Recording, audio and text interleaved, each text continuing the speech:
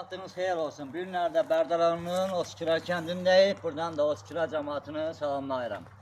Oskülər kəndində 20 sot torpağın içərisində 2 otaq, 1 zal, mətbəx, hamam və sanuzelindən ibarət evimiz satışa çıxdı.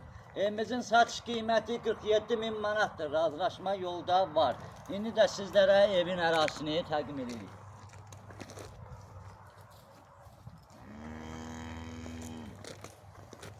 Evimizin bu hissəsi çardak hissəsidir, bizim çardağı var.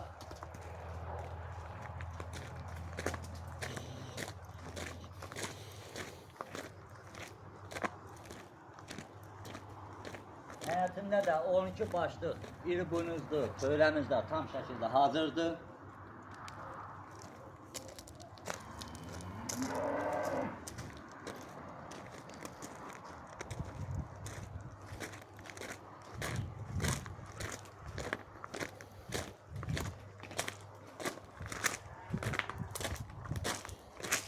Hissəsində belə adam yerləşir.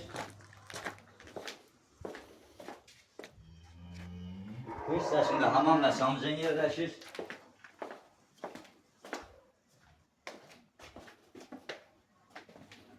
Evimizin bu hissəsi Seyvan hissəsidir. Lambırınla da təsis olunur.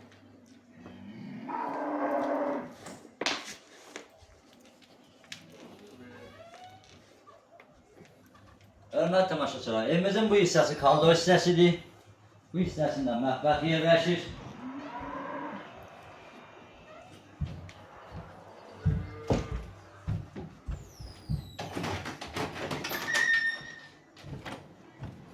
Evimizin bu hissəsi qonaq otağıdır. Burası da tam təmirli vəziyyətdədir.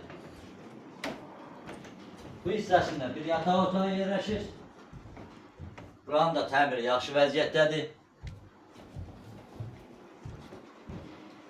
Bu hissəsində də ikinci yataq otağı yerləşir. Buranın da təmiri yaxşı vəziyyətdədir.